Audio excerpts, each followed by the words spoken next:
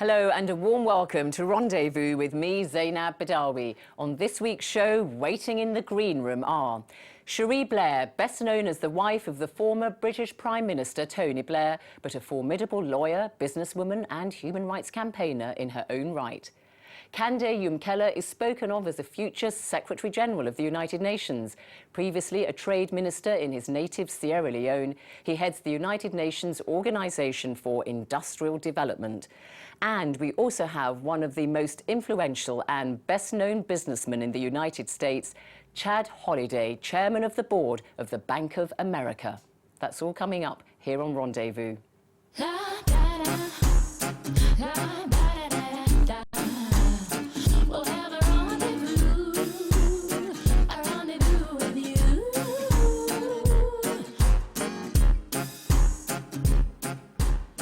Sheree Blair, welcome to Rendezvous. I'm delighted to be on your sofa. Oh, it's great to have you, Sheree. So, look, you've accomplished a great deal in your own right. Do you get annoyed when people identify you as a political spouse, as the woman who's married to Tony Blair? Well, since we've been married 32 years, I kind of chose to be identified with him, I think. And of course, throughout that time, I was very lucky to have a very supportive husband who was happy that I also had my own career as a lawyer, as a barrister. And I did get a little annoyed at number 10 with the idea that it was so extraordinary that I should have my own career, even when my husband was Prime Minister, because as I always pointed out, actually most women in Britain, married women, do have careers, and it's in some ways it's more unusual these days not to have a career of your own. You say you got annoyed. I mean, do you think you got a lot of unfair flack from the media and also from officials because you were trying to pursue your career as a lawyer and amongst the other things you were doing? I think it was just a change. People weren't expecting that. And, you know, Tony always says you can complain about the media as you can complain about the British weather. I mean, it's just a fact of life. And in some ways, I think the fact that I was working and was doing my legal case was better because there was less then attention on my clothes, which... You say that you're happy to be a political spouse, but it wasn't always that way, was it? Because you had a pact with Tony that whoever got elected first as an MP, the other one would support their political career. You stood unsuccessfully as an MP in 1983. Tony won, you lost. You happy it worked out that way? Well, it wasn't really a pact like that. Both of us were interested in politics, that's for sure. But I think at the heart, I've always really been the lawyer. The law is my first love. The law is my passion, and Tony really wanted to be an MP more than I did. To be Prime Minister? Yeah. Well, I don't know about to be Prime Minister. To be honest, neither of us thought, particularly when we set off on this journey, that he would end up Prime Minister, but I'm absolutely delighted that he did. You didn't let it get in the way, though, of your own career, did you? I mean, in 2003, you famously defended Gurkhas in their case for discrimination they believed by the British Army, and there was your husband as Prime Minister, and yet you were bringing this case against the British government. You didn't see a conflict of interest there at all? Well, that's interesting. You say how was it with the officials at Downing Street? I think that sometimes they would say, oh, you know, you're taking a case against the government. But, you know, in Britain we have this long-standing tradition of the independence of the judiciary and the idea that, you know, just because a barrister takes a case in court, you're representing your client's views. It's not actually supposed to be about you at all. And I think that once people understood that, and particularly we have a rule in our legal system which is called the cab rank rule, which means that I don't choose my cases. I am available, like the cab is, to take the next case that comes along. Nevertheless, Sure. Let me say I was delighted to be able to represent the Gurkhas and delighted that the government recognised their cause. You say that, but globally, I think most people would be quite surprised that the wife of a political leader would have done that, especially when you look at the debate now that we're having about what's going on in Syria, for instance, and there are many people calling on Asma al-Assad, the wife of the President Bashar al-Assad. They're saying,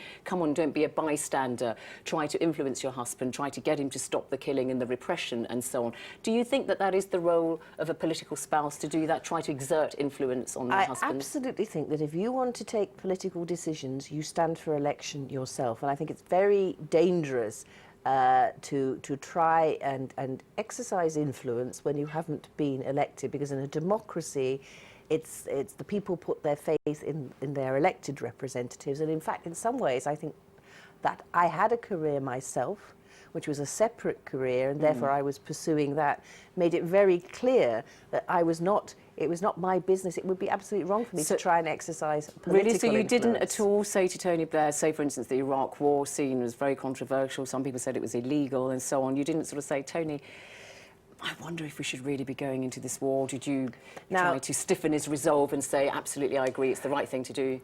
We can't believe you didn't say anything. You're a woman who has a partner, so we know, don't we, that obviously between husbands and wives there are discussions, but that's what they are. They're discussions that are private discussions between people. But in relation to the policy, in the end, he's the one who has all the information. He's the one that's been elected, and you know, whatever. So you never said anything. Well, but you're not going to tell me whether you said anything. But I never attempted to say to him, your policy should be this.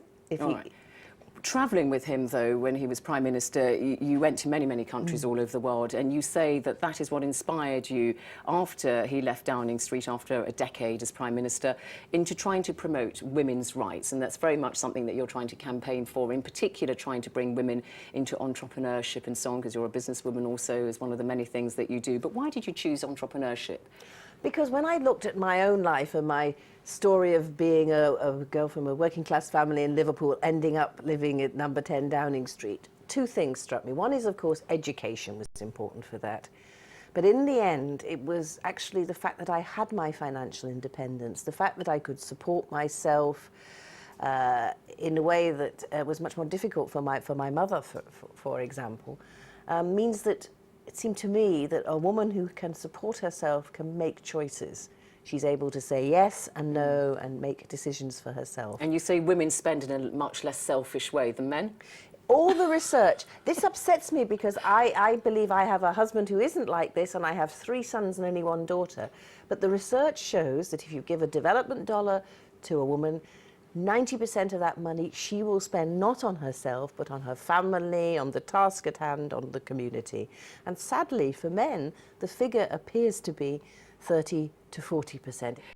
Well, our next guest, Sheree, actually is somebody who shares your passion for trying to bring technology as a way of furthering women's interests, because our next guest on Rendezvous is Kandeh Yumkella. Now, before joining the United Nations, he was Minister for Trade and Industry in his native Sierra Leone, seen by his admirers as one of Africa's brightest stars in the international community. He's now head of UNIDO, the United Nations Organization for Industrial Development. Kandeh Yumkella, welcome to Rendezvous. Thank you for having me. So when it comes to spending, are you a selfish male spender, or you've got 2 children, I think. Yeah. Do you make sure that you spend equally on the family, or does it all go to your fine suits or whatever? Actually, I work and she spends the money. She has access to all the accounts. She makes sure that I deliver the checks to her. She gives you just a little allowance, does she? Yeah. But what Sheree said, the studies are true. When you give women economic empowerment, the first thing they think about is the home and the children. They will spend the money on this education. I mean, I have friends who will tell you stories that thanks to their mothers selling on the markets in West Africa, they went to school. And they will come back from school and they have a tray waiting for them to go out again and sell and expand the sales.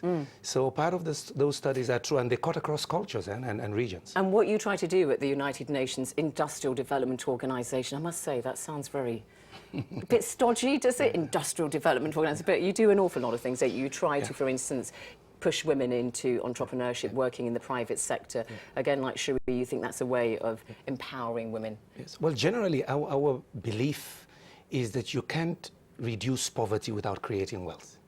So, and entrepreneurship is crucial for that. And so when we look at developing countries, we're trying to promote structural change to help them modernize and create more entrepreneurial opportunities. And in this case, yes, we do target women a lot. But when you look at African economies, for instance, I mean, I know you deal with the whole of the world, but obviously you're Sierra Leonean, particular interest in Africa. You see that agriculture is very, very important, and lots of people say, oh, this has been neglected over many, many decades. And I think 80% of the agricultural labour force in Africa is female. So you're talking about about bringing industry and technology, but don't you need to just give them the basics, the fertilizer, the seeds and so on? You need to give them the fertilizers, you need to give them other technologies. Fertilizer itself is a technology. The women also are very crucial in the processing. We estimate that for some food products, the women do about 80% of the processing, the harvesting, the handling, the storage, and then the marketing. So you have to look at the supply chain and determine what kinds of technologies would help these women, but also the financing. And But many times we neglect that. I think, Kandeh, the mobile phone has become an extraordinary tool for doing this, hasn't it? Because suddenly, by using the mobile phone, you can connect women to the supply chain in a way that wasn't possible when they had to rely on walking to market or perhaps if they were lucky getting on a bike and going to market. And it's made a huge difference. The mobile phone has made a big difference in the lives of African women. I think also it's about finance too, isn't it? Because what we see now is you're using the mobile phone to make money payments, perhaps to bank your takings, for example. Yes, exactly. And when you think that, again, before that, you would have to leave your stall and go for a walk for hours in order to put your takings into the bank. Now you can use the mobile phone to do that transaction. And of course, it makes the women safer, which wasn't necessarily the idea, but the fact is, if you can bank your money without carrying it, you're less vulnerable to people trying to take that money off you. But another key technology and service is energy. Energy access for women. It is the women, after they do all the cooking at home and so on, who also have to collect the firewood. They spend hours and hours doing that, don't they? 20 hours a week. Firewood and then water. It's women and girls. Because that's one big thing for you. And in fact, you're spearheading the United Nations efforts. We want to do 1.3 billion people. But with the backing now from the European Union and several governments, we want to do the first 600 million probably in the next decade. By 2030, say, roughly? 2020, 2022 already. Right. Can we do the first half in the first decade? Now, why is this crucial? But you know, in crucial? parts of the world, we say, oh, God, cut back on your energy, cut back on your energy. And here you are saying, we want to use more energy. Is that the message you're giving out to people? Well, Zeinab, my mother, my cousins in my village are still cooking with wood. They're poisoning themselves. Do you know WHO says, the World Health Organization. World Health Organization, 1.5 million people die every year from indoor air pollution. Most of them are women Tell and us children. more about your mother and your cousins. What, in this village in Sierra Leone, what do they do? They cook with firewood. They go and collect it? They collect the firewood, and that's after working on the farm sometimes. My mother doesn't do that anymore. But still, this is the life of women in Africa or in India. Collect the firewood, bring the water in, and then you got to cook again. And in the process, you're inhaling. They're breathing all these dangerous fumes in. And that Does it mortality, upset you? Does it anger you when you see all that? You've seen that firsthand. It upsets me because I know the technologies are known. I know their distributive energy solutions. Imagine, it's not only the cooking solutions, but imagine when they have electricity. They get 3 more hours in the evening. They can store the food they didn't sell today and take it back to market. They can store the vaccines. Their kids are studying. That's the issue. It's about not only women's economic empowerment, but we insist that you need a modicum of energy that changes their productivity. Then they have a machine to grind the food rather than pounding with their hands. So you look at, think about what the wash machine has done for you, the microwave. I couldn't live without it. You couldn't live without it. I've got 4 children like you, Sheree. Well, I'm constantly washing clothes for them. Yeah. My aunt is not asking for a wash machine. Yeah. She's just saying, give me basic energy. I bet you'd love to give her one, though. I would love to give her, but let's pump the water to her home first. Yeah. Let's give her a cooking stove that is not poisoning herself. Let's give her a simple solar-powered refrigerator so she can store her food for the kids. The day I took the oath of office, I said, we need access to energy if you're going to fight poverty. Because for me, it was reality. Not only growing up seeing it, I was partly a bourgeois family, but I had to go to the village regularly. You got your PhD in agricultural economics in the United States, yeah. But also coming back 11 years after living in the United States as a minister, and then there was power outages. The university I attended, 35 years later, they still have shortages of energy. We used to study with candlelight back then. You'd walk down to the stream to have a shower. Come back to the dormitory. We saw them cooking our food. That should not happen in today's world. And I should say congratulations to you, because you've just recently been given a very prestigious award in the United States for your global leadership in this area. Hold your thought on that, Sheree and Kandeh, because we want to take a short break and bring in our next guest on Rendezvous, top American businessman Chad Holliday, chairman of the board of Bank of America. Rendezvous with you. Welcome back to Rendezvous with me, Zeinab Badawi. My guests today are Sheree Blair, wife of Tony Blair, and Kandeh Yumkella, head of UNIDO, the United Nations Organization for Industrial Development. And we've been joined by Chad Holliday, former CEO of the industrial giant corporation DuPont, now chairman of the board of Bank of America. Chad Holliday, welcome to Rendezvous. Thanks very much. You famously, when you were at DuPont, woke up at 6:30 a.m. every morning. Really worked hard, answered your own phone. You still answering your own phone? I still answer my own phone. And the only person that gets up earlier than me at Bank of America is our CEO, Brian Monahan. Bankers getting a great deal of bad press in many ways, inequality, not just gender inequality, but also people are saying bankers' bonuses getting far too much. Shareholders now, you're almost getting a capitalist revolution. And we've seen the head of Citigroup, his shareholders, Vikram Pandit, they're saying to him, no, we're not going to give you your $15 million or whatever it was. I mean, do you see the tide is now changing, that bankers have listened to the public, shareholders and so on, and there is going to be a change? I think the question's even bigger than just banks. I think the public is concerned about big anything. Can I trust them? Will they do the kind of things that are taking everything into account? So what banks have to do and other companies have to do is think about the broader social problem. Do you think the banks have learnt the lessons of mis-selling mortgages and making bad loans? Banks have learned so many things from this. The important thing is we do not forget those as times get better. Yeah, and I think, I know at Bank of America we've got that in the culture. But banks are an important catalyst. You're lucky you came in after the crisis, though, aren't you? I mean, you had 38 years at DuPont, you were CEO there, and so on, that you came into banking a little bit later when you can say, not me. I joined the board in 2009. I think everybody that's a part of the business community has a hand in this. I don't think anybody can stand out and say not me. But what I have learned from joining banking later in my career, they play a very important role.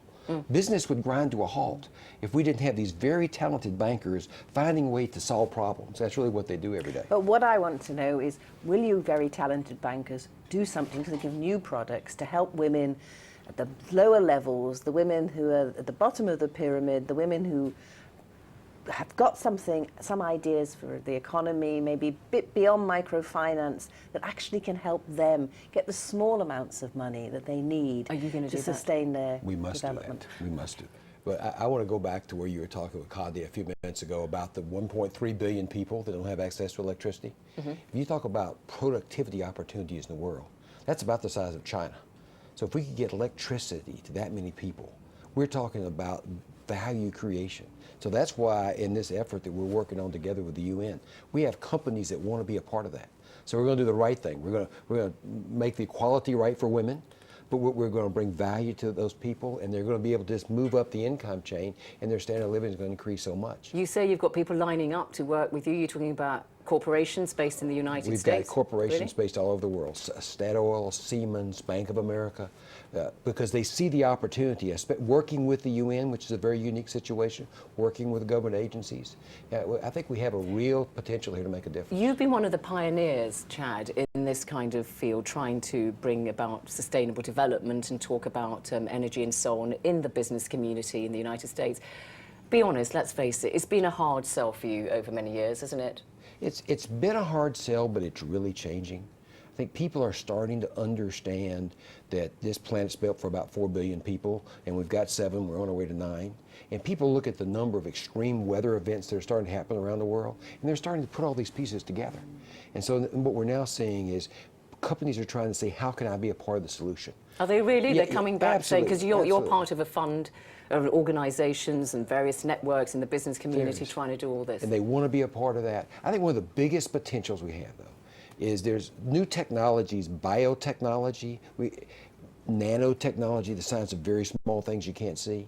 We're applying those to developed country opportunities. If we could apply those to developing country opportunities, I think we could make a tremendous difference. And one thing that actually a lot of people now are saying about the United States is, we saw recent figures come out from the Pew Research Center in the US that says America is actually now the biggest global spender on renewable energy. But I put it to you that the reason why that is because the government is providing lots and lots of financial incentives and subsidies and so on. So corporations are saying, oh, let's go and invest in green energy. But the question is, 2014 thereabouts, when you remove the incentives, what's going to happen then? People are going to say, oh, there's no money to be made in this. The incentives are important. The incentives are important because they drive down the cost curve, and so we can make these more effective. Solar power is so much less expensive today than even the most optimistic people would project it 3 years ago. So I think they're important. What I'm seeing in America, though, is people are creative. That they like doing different things. They like trying different things. And so we're seeing these new techniques coming out, new systems, and they want to do that. Kandeh, I mean, you're really saying that the case has been made, jobs, the economy and so on, for green energy, renewable sources have been dusted and won and so on? Yes, in fact, that's the initiative Chad and I are leading. We have formed a coalition here of about 35 major leaders of the world, a number of them CEOs of companies and other banks. We want to create a business framework that gives incentives and also stable public policy that will make these technologies even deployed rapidly, both in advanced countries but also in developing countries. Because you're working together on this UN Energy. Yes, we're both working on the Sustainable Energy for All initiative launched by the Secretary Did you General. know each other before that then? No, never. No. Got to know each other well now? Very well now, because we've had to fight a number of battles. We're doing joint advocacy, but he's teaching me how to make that business pitch. Because this is not charity. To get the scale we're looking at, connecting 1.3 billion people, that's not charity. That's a business model. I think this is the key, actually. I think in the 21st century, what we're realising is we have to work together. This isn't the realm of one. It's not the realm solely of government. It's not actually the realm solely of the private sector. It's also the NGO sector. And it's actually when they all come together and work together using the different skills that we get a much more creative response to the big problems that we face. You all agree on that, and technology and access to finance and so on as a way of closing that gender gap. We'll change the world. Change the world. Well, Sheree Blair, Kandeh Yumkella, Chad Holliday, thank you all very much for coming on Rendezvous. And until our next rendezvous, from me, Zeinab Badawi, goodbye.